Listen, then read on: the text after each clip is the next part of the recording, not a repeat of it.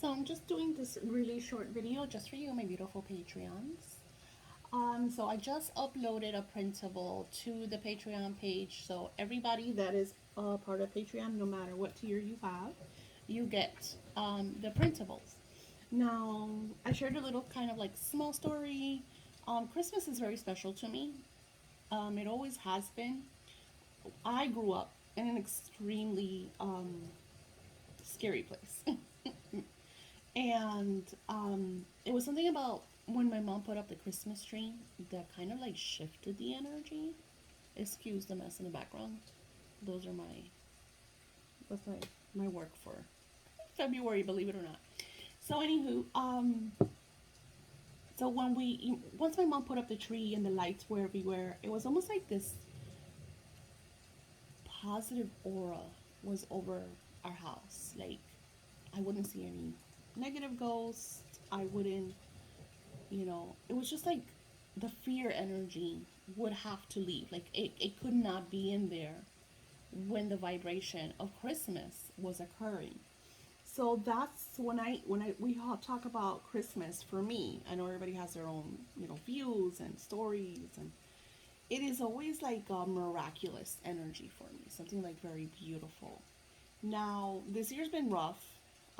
It's been a lot of roller coasters for all of us, because I work alongside with so many of you, and some of you are really like not.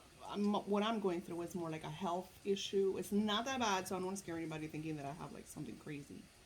Um, but just kind of like the beginning of the year where you saw that I went through with my granddaughters, and you know, that was just surreal. I think that was the worst of the worst. And then now I have some issues with my health, just like kind of a lot of things. The shifts that spirit has asked me to kind of incorporate. So each month, and I journal almost every single day, but each month I like to create these printables for you to kind of like inspire you and push you to do these things, because scripting is so easy and it just is extremely powerful. And I want to read to you what Spirit shared. Of course, you could download this, you could print it out. I shared, my story. The Spirit said, take time to organize, prioritize, and shift your actions. This is a moment to recap, let go, and get ready for the new beginnings of the following year. Do not fret over your past and align with your present. Release what no longer fits, declutter, let go of the old so the new can come in and bless your home. You will notice things in the new site. You will notice things in the new site if you stay focused in your present moment. Do not allow the outsiders to enter with dirty feet. You are blessed to feel this, absorb this, and build from this energy. So something I want to share with you guys. When I write for spirit, like sometimes I'll send you like little notes, and when I write for spirit, um, sometimes like the words don't make sense. Like I wrote site SITE, and you would think site is SIGHT. So that's how it came out. I don't fix those things because it comes through spirit, because you're like, it's almost like a trance type energy that what I'm doing. So that's why sometimes I'll send you messages or letters. Some of you got letters this past month with the past energies, and spirit will say things, and I have no idea.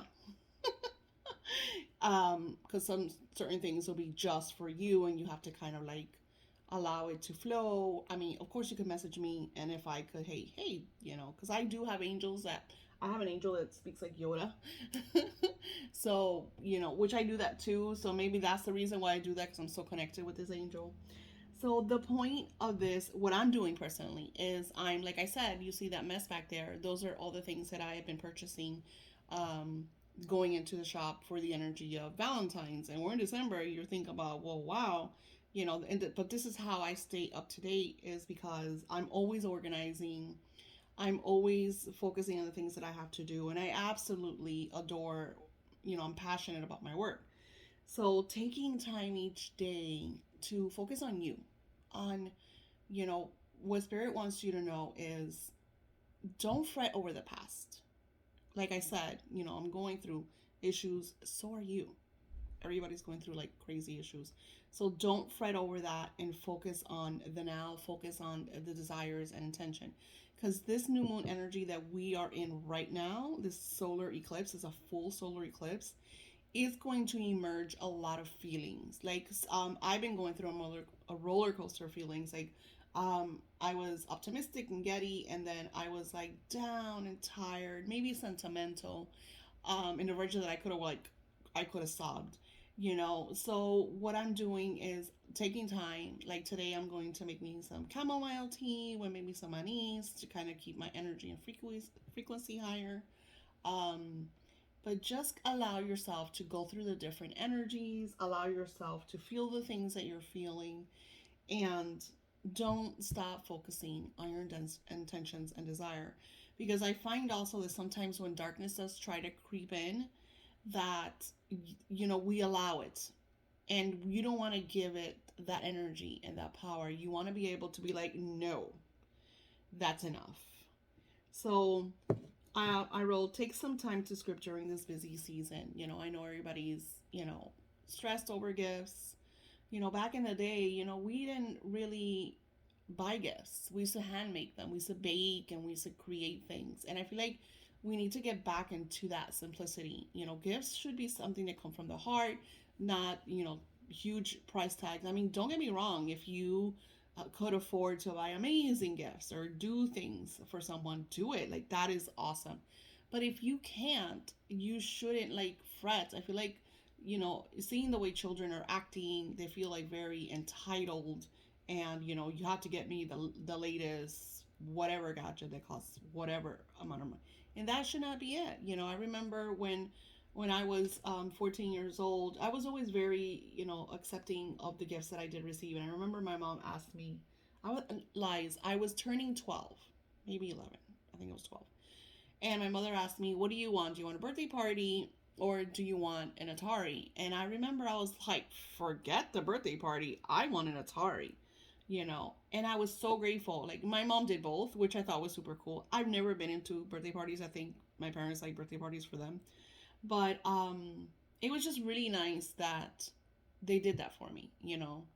And I feel like back then we were more kind of accepting because our parents, you know, could give us what they gave us. I remember I heard a story not so long ago on the public broadcasting network that the kid said, I didn't know that we were so poor until I left my neighborhood.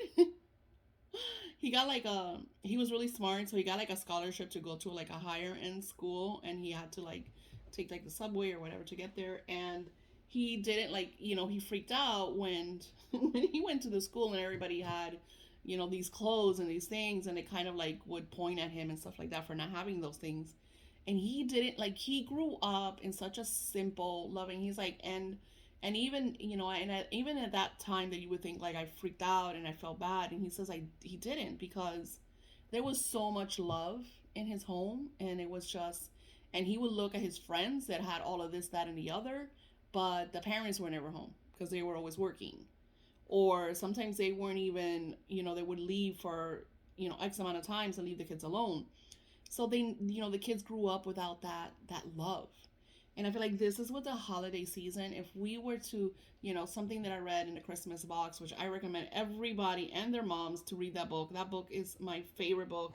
And I usually reread it at this time. I read the Christmas box and I'll reread The Miracle. I actually have the trilogy of the whole thing. It's absolutely gorgeous, by Richard Paul Evans.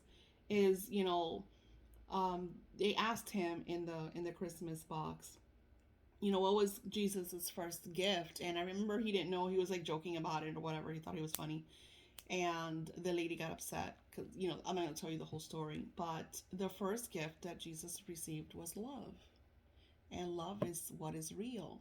And if you were to really kind of like let go of all this deception that's around you, all this negativity, all of this, he did this or she did that, or my boss did this, or I don't have this, or if you really just kind of like bring yourself down to basics and let it all go and now look at that and just be in the now, you will notice that your life is quite beautiful. You will notice you're here, you're alive, which is number one. Look at what is around you, you know? Maybe you're around your beautiful children and you get to spend Christmas with them. Maybe you are in a beautiful home. Maybe it's you taking a better care for yourself, like self-care. Like I'm doing a lot of self-care now and healing, you know. Maybe you're starting a new business that you absolutely love and you finally let go of the old job and you're just like, wow, I was so stressed over that for nothing. Maybe it's your spouse or your partner or your best friend.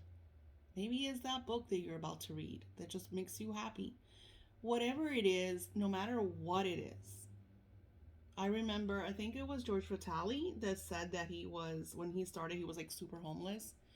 And he said that the only thing that he had was that he started to be grateful for was a pencil because he was able to take that pencil to write his story. And he said, I was grateful for that pencil because he didn't have anything else. He was completely homeless. He was in the gutter type, you know, physically, mentally, and spiritually. But he had a pencil that he could use to write. And he said that he was grateful for that. And I feel like sometimes we take life for granted and we complain about this, that, and the other. And we don't see the tree that we're putting up, even if it costs you $10. You know, the lights, you know, the little gifts, you know. My favorite gifts growing up. I mean, can you remember, like, I want you to take the moment to remember your childhood. What were your favorite gifts? I remember my next door neighbor was well in her 80s. This is the time, I grew up in the 80s. It was an extremely magical time, regardless that my childhood was very toxicatory, but whose childhood isn't? So focus on the good people. So I remember that she would go outside almost every day to put up her clothes on the line. A lot of people don't even know what that is anymore. And she would come over, like, you know, right before Christmas with this beautiful tin full of cookies. The most yummy, scrumdiddlyumptious cookies you could ever imagine were gifted by this itty bitty, because that lady soaking wet could not have weighed more than 90 pounds. She was so tiny.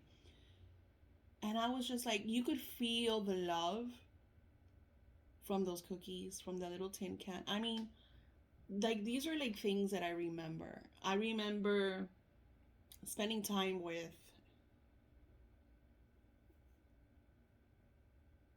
my great aunt, passed away, that I totally miss. And she would go to like a dollar store and buy all of these really cute little mugs, and we would fill them with candy and wrap them up. And it was like we would tag them. We were right. They always loved that I had really pretty handwriting. I thought it was so funny. And like I remember, like those are the things that are beautiful about the holidays. And being able to sit here, I would definitely write about that. I would write about those moments that I had with her because at that moment, I didn't think, you know, especially as a child, you don't think this is not forever. That is beautiful. So take this time to focus on that and enjoy that. Enjoy the nostalgic energy, enjoy the sentiment, enjoy the tears, you know, and just be in the bliss. I send you love and healing, and I'm grateful for you being part of my world and, you know, for supporting my Patreon. And this is what it's all about. It's about us sharing our experiences and just honing in on our love. Many blessings, and I will talk to you soon.